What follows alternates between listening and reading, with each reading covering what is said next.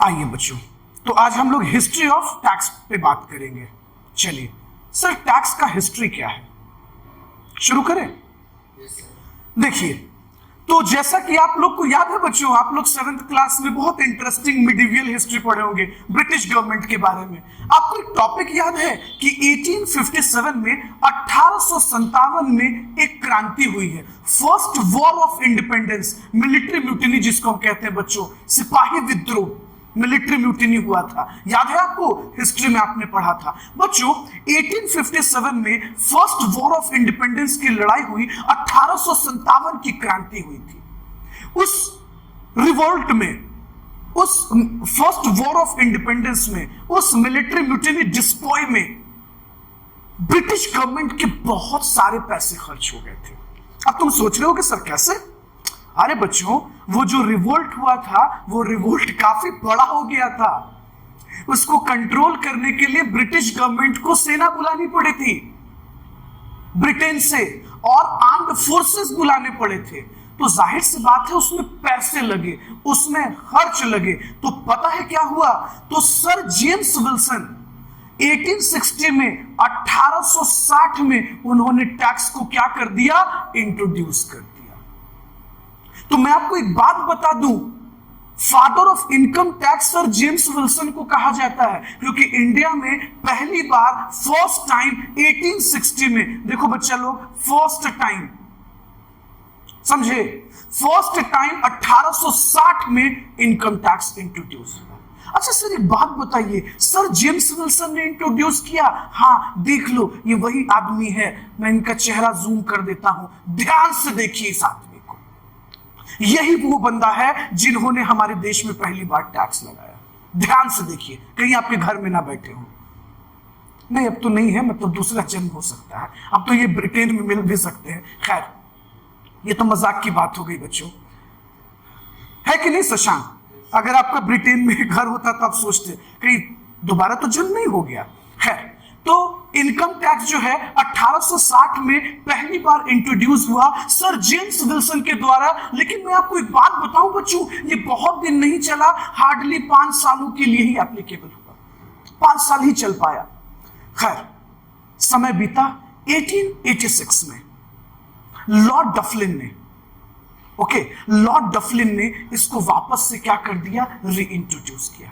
1886 में फिर से इसको क्या कर दिया गया? रीइंट्रोड्यूस कर दिया गया। किसके द्वारा? लॉर्ड डफलिन के द्वारा। अच्छा, जैसा कि आपको पता होगा बच्चों कि हमारा गवर्नमेंट ऑफ इंडिया एक्ट बन गया था एक समय के लिए, क्योंकि हम जब आजादी की मांग कर रहे थे, कंटिन्यूअस हम लोग आजादी के लिए लड़ रहे थे ब्रिटिश गवर्नमेंट से, तो सेल्फ गवर्नेंस की बात हो गई। अब आप सोच रहे होंगे, जिनको पता नहीं होगा सेल्फ गवर्नेंस, अच्छा सेल्फ गवर्नेंस ये था कि हमारी खुद की पॉलिटिकल पार्टी बनने लगी थी और हम ब्रिटिश गवर्नमेंट के अंदर रहकर सरकार चलाएंगे, रूल उनका होगा लेकिन हम उनके अंदर चलेंगे। तो सेल्फ गवर्नेंस की बात आई, क्योंकि आपको पता होगा गवर्नमेंट ऑफ इंडिया एक्ट 1919 में पहली बार आया, ये आप जानते भी होंगे। 1919 में government of India act, self governance, history में आपको पढ़ाया गया होगा। तो बच्चों 1919 के बाद 1922 में इनकम टैक्स को लाया गया। इनकम टैक्स एक्ट 1992 में फिर से एक बार आया, बस फर्क है कि इस बार प्रॉपर तरीके से एक्ट के फॉर्म में आया। और चूंकि सेल्फ गवर्नेंस थी, गवर्नमेंट ऑफ इंडिया एक्ट बन चुका था, लेकिन यहां एक प्रॉब्लम था। प्रॉब्लम यह था कि इस टैक्स को कलेक्ट कौन करेगा सर? तो पता है बच्चों, उस समय सेंट्रल बोर्ड ऑफ रेवेन्यू हुआ करती थी, जिसका काम था टैक्स को कलेक्ट करना। लेकिन प्रॉब्लम उस समय भी चल रहा था। प्रॉब्लम यह चल रहा था सेंट्रल बोर्ड ऑफ रेवेन्यू के लिए कि भाई कौन सा टैक्स को कौन कलेक्ट करेगा। समझ लो बच्चों, तो ये प्रॉब्लम उस समय भी चल रहा था। तो सेंट्रल बोर्ड ऑफ रेवेन्यू जो है, बाद में इसको हम लोगों ने तोड़ा और central board of direct taxes and central board of indirect taxes बनाया। खैर, समय बीतता गया। चलो मैं स्क्रीन पे इसको छोटा कर देता हूं। समय बीतता गया, हमें आजादी मिली और आफ्टर इंडिपेंडेंस हम लोगों का खुद का अपना इनकम टैक्स एक्ट 1961 में बना, जो मैं आपसे आगे बात करूंगा कंपोनेंट पर। तो इंडिपेंडेंस के बाद, आजादी मिलने के बाद हमारा खुद का इनकम टैक्स एक्ट 1961 में बना। अब सवाल यह था कि सर उस टैक्स को कलेक्ट कौन करेगा, तो central board of direct taxes बनाए गए। 1964 में central board of direct taxes बनाए गए। लेकिन एक प्रॉब्लम चल रहा था कि सर टैक्सेस तो दो तरह का है, डायरेक्ट और इनडायरेक्ट। तो सेंट्रल बोर्ड ऑफ रेवेन्यू को, पता है बच्चों, 1964 में डिवाइड कर दिया गया दो पार्ट में। अच्छा, सेंट्रल बोर्ड ऑफ रेवेन्यू कौन है? सेंट्रल बोर्ड ऑफ रेवेन्यू वही है जो ब्रिटिश गवर्नमेंट के समय बनाया गया था, जो मैंने स्क्रीन पे भी आपको दिखाया। ये देखो आप, ये सेंट्रल बोर्ड ऑफ रेवेन्यू, समझ गए? चलिए, तो 1964 में इसको दो पार्ट में डिवाइड कर दिया गया, central board of direct taxes and central board of indirect tax and custom. उस समय इनडायरेक्ट टैक्स कहलाता था बेटा, लेकिन अब इसे हम central board of indirect tax and custom कहते हैं। तो 1964 में सेंट्रल बोर्ड ऑफ रेवेन्यू को दो पार्ट में तोड़ दिया गया। तो ये इतिहास रहा है।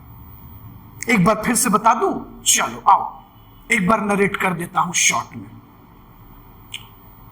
सबसे पहले आप याद करो कि हिस्ट्री में आपने पढ़ा होगा फर्स्ट वॉर ऑफ इंडिपेंडेंस, 1857 में क्रांति हुई। क्या कौन सी क्रांति? रिवोल्ट हुआ, विद्रोह हो गया। कहां? मिलिट्री मिटिंग हुआ, सिपाही विद्रोह जिसे हम कहते हैं। तो 1860 में, इसके 3 सालों बाद, सर जेम्स विल्सन, जो उस समय के गवर्नर जनरल हुआ करते थे, पहली बार इंडिया में इनकम टैक्स को इंट्रोड्यूस किया गया। कब इंट्रोड्यूस किया गया शशांक? हाँ, पहली बार। किसने इंट्रोड्यूस किया? Sir James Wilson. Okay, sir James Wilson. अब तुम सोच रहे होगे सर इस आदमी का मुखड़ा तो दिखाइए, जिस आदमी ने टैक्स की आग लगा दी देश में। लो देख लो भाई, ये चांद सा रोशन चेहरा, टैक्सों का रंग सुनहरा, देख लो यही है वो। ध्यान से देखो इनको। खैर आगे बढ़ते हैं। लेकिन एक बात बताओ बच्चों, ये बहुत दिन एप्लीकेबल नहीं हुआ।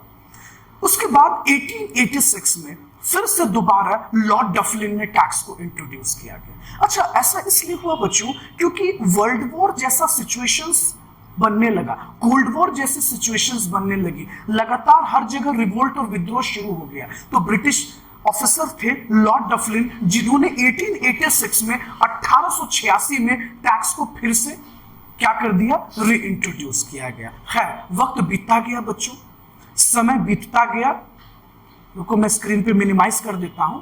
और 1919 में गवर्नमेंट ऑफ इंडिया एक्ट बनी। ओके, अच्छा, अब आप सोच रहे होंगे sir government of India act क्या सिर्फ गवर्नेंस के लिए बनी? हाँ बच्चों, क्योंकि हम लगातार आजादी की मांग कर रहे थे ब्रिटिश गवर्नमेंट से, तो गवर्नमेंट ऑफ इंडिया एक्ट बनाया गया। मतलब हम ब्रिटिश गवर्नमेंट के अंदर रहकर अपनी सरकार को चलाएंगे। फिर 1922 में इनकम टैक्स को वापस से गवर्नमेंट ऑफ इंडिया एक्ट के अंदर लाया गया। कब बच्चों? 1922, 1922। ध्यान से देखिएगा, एकदम स्क्रीन पर ध्यान लगाए रखिए, ये देखिए। लेकिन यहां एक सवाल फंसता है, टैक्स को कलेक्ट करेगा कौन? इस टैक्स को कलेक्ट करने के लिए सेंट्रल बोर्ड ऑफ रेवेन्यू एक संस्था बनाई गई। समझे? कब? 1924। सेंट्रल बोर्ड ऑफ रेवेन्यू, जिसका काम था टैक्सेस को कलेक्ट करना, डायरेक्ट टैक्स हो, इनडायरेक्ट टैक्स हो, सभी टैक्सेस को ये कलेक्ट कर रही थी। ओके, चलिए। उसके बाद national academy of direct taxes में इसको कन्वर्ट किया गया, और फिर धीरे धीरे बच्चों वक्त बीतता गया, हमें आजादी मिल गई। 1947 में हम इंडिपेंडेंट भारत बन गए, आजाद इंडिया बन गए। देन आफ्टर, पहली बार इंडिपेंडेंस के बाद, आजादी के बाद हमारा खुद का इनकम टैक्स बना। कब? 1961। Very good, 1961। लेकिन सवाल तो अभी भी फंस रहा था कि उस टैक्स को कलेक्ट कौन करेगा। तो हम लोगों ने क्या किया बच्चों कि central board of direct taxes जैसी ऑर्गेनाइजेशंस को बनाई गई। कब बनाई गई? 1964 में, central board of direct taxes. और एक बात आपको बता दूं, ये आया कहां से है? जो सेंट्रल बोर्ड ऑफ रेवेन्यू थी ना, उसी को बांट दिया गया था दो पार्ट में। डायरेक्ट टैक्स कैलकुलेट करने के लिए क्या बना दिया गया था? Central board of direct taxes, जिसको हम सीबीडीटी भी कहते हैं। क्या बच्चों? लिख लीजिएगा जिनको याद नहीं है, central board of direct taxes. और एक इनडायरेक्ट टैक्स के लिए बॉडी बनाई गई, central board of indirect tax and custom. ये इसका अभी रिसेंट नेम है बच्चों। पहले तो हम central board of indirect tax कहते थे, लेकिन अब इसको कहा जाता है central board of indirect tax and custom. तो ये तो मिडिवियल पीरियड का मैंने आपको इतिहास बताया, लेकिन दिमाग में तो अभी भी बहुत कुछ चल रहा होगा। सर, ये जो राजा रजवाड़े थे, राजा गए, रजवाड़े गए, ये तो तब आया ना सर, जब ब्रिटिश गवर्नमेंट ने अपने पास कंट्रोल ले लिया था। ये तो तब आया ना सर, राजा रजवाड़ों के वक्त में, जब राजा का दौर था, रजवाड़े का दौर था, उस समय क्या चल रहा था? सर, क्या उस समय टैक्स की कोई ओरिजिन नहीं थी? बिल्कुल था। बात करेंगे, वो भी मैं आपको समझाऊंगा। तो यहां तक जल्दी से आप पहले नोट डाउन कर लो। ओके, चलिए बच्चों, तो हिस्ट्री हम लोग पढ़ रहे थे ना बच्चों, तो हिस्ट्री तो अभी हम लोगों का कंप्लीट हुआ नहीं था। क्यों सर, क्यों कंप्लीट नहीं हुआ ये बताइए? अरे भाई, तुम तो ब्रिटिश गवर्नमेंट के बारे में पढ़े, राजा और रजवाड़ों के वक्त का तो अभी बाकी है। सर, जब सब पढ़ा ही दिए हैं, ये भी बता दीजिए, क्यों छोड़िएगा? देखो बच्चों, एक बात मैं आपको बताऊं बच्चों, एंशियंट टाइम्स मतलब हम बिफोर क्राइस्ट की बात कर रहे हैं, ईसा मसीह पूर्व, एंशियंट पीरियड, एंशियंट हिस्ट्री। अच्छा सर, एक बात बताइए, क्या टैक्स की कोई पहचान, टैक्स का कोई परिचय, कोई निशानी मिलती है क्या एंशियंट हिस्ट्री में? बिल्कुल मिलती है। पता है बच्चों, एक बहुत फेमस बुक है अर्थशास्त्र, आपने सुना है शशांक? ओके, अर्थशास्त्र के बारे में।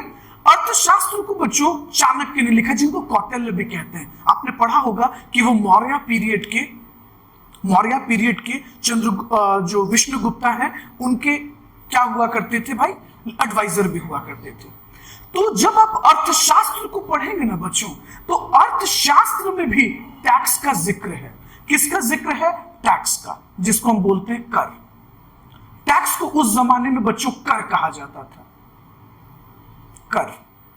अच्छा, तो इससे ये पता चला कि सर, ये जो टैक्स है, ये सिर्फ मॉडर्न पीरियड का कॉन्सेप्ट नहीं है, ये वो पीरियड का भी कॉन्सेप्ट है जब एंशिएंट समय हुआ करता था। चंद्रगुप्त मौर्य के पीरियड में भी टैक्सेस लगा करते थे, बस फर्क इतना है कि उस समय कर शब्द हुआ करता था। और पता है बच्चों, आपने कालिदास के बारे में भी सुना होगा, याद होगा शायद, आप हिंदी लिटरेचर वगैरह अगर आप अंडर 10th में पढ़े होंगे इनके बारे में, कि ये उसी पेड़ पे बैठ के उसी डाल को काट रहे थे, इनको मूर्ख की उपाधि दी गई, आपने ऐसा कुछ पढ़ा होगा। फिर बाद में ये अपने वाइफ को छोड़कर चले जाते हैं और स्कॉलर बन जाते हैं एक वक्त के बाद। तो ये कालिदास ही थे। खैर, देखिए, जो बेसिक बात है मैं वो आपको ये बताना चाहता हूं हिस्ट्री से रिलेटेड, कि इन्होंने बहुत फेमस बुक लिखी है, रघुवंश। क्या लिखा है बच्चों? रघुवंश। और पता है बच्चों, वहां भी टैक्स का जिक्र किया गया है, एकदम टैक्स का जिक्र है। अच्छा, पता है ये किस तरीके से टैक्स के बारे में बताते हैं? ये कहते हैं कि जो राजा होता है ना, जो राजा होता है, जो किंग होता है, वो एक सूरज के समान है। अब आपको लग रहा होगा सर कैसे? जिस तरीके से सूरज जमीन से, नदी से, नालों से, समुद्रों से पानी को वेपर बना के मॉइस्चर के रूप में उठा लेता है और क्लाउड्स बना देता है, और जब जरूरत होती है तो हमें वापस रेन के फॉर्म में दे देता है। तो कालिदास कहते हैं राजा भी सूरज के समान है। एक राजा को अपनी प्रजा पे कर लगाना चाहिए, टैक्स लगाना चाहिए, और उस टैक्स को वापस अपनी जनता के लिए, अपनी प्रजा के भलाई के लिए, उनके उन्नति के लिए, उनके प्रॉस्पेरिटी के लिए लगा देना चाहिए। अब आप सोच रहे होंगे कैसे? एक अच्छा road, school, university, colleges, hospitals बनाकर। आई बात समझ में? Just as the sun extracts water from the river and give back as a rain, उसी तरह से राजा जो है extract taxes from public and give back as prosperity.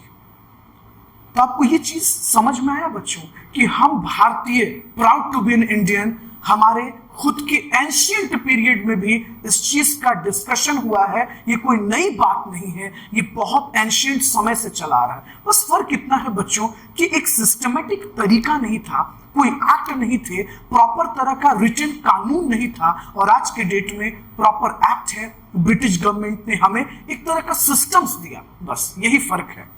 लेकिन कॉन्सेप्ट और ओरिजिन तो उस वक्त भी था जब धीरे धीरे हम लोग राजा रजवाड़े के पीरियड में जी रहे थे, सरवाइव कर रहे थे। तो होप सो आपको ये बातें समझ में आई होगी। राजा किसके समान है? सूरज के समान है। उसे अपनी प्रजा पे कर लगाना चाहिए और उसी टैक्सेस को उनके प्रॉस्पेरिटी और उनके भलाई के लिए वापस खर्च कर देना चाहिए।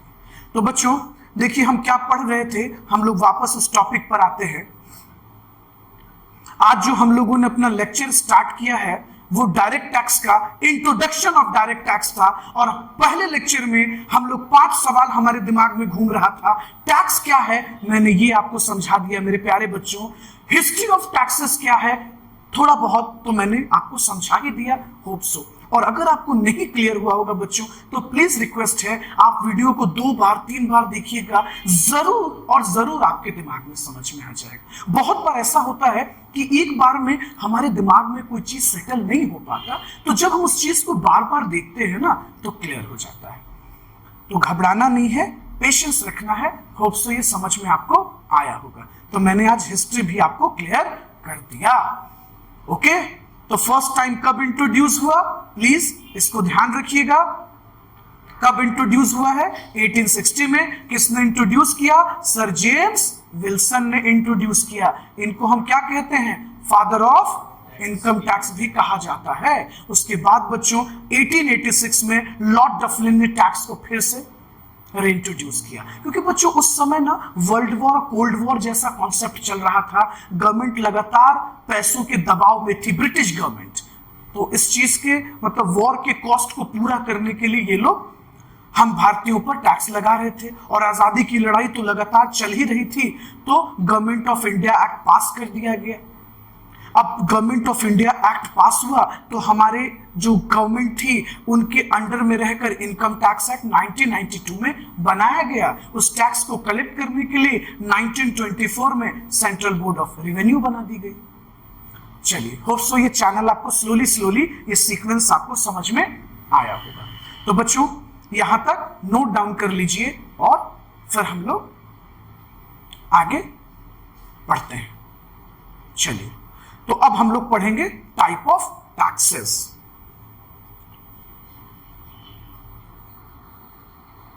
चलिए, तो बच्चों कोई क्वेश्चन है, कोई डाउट है?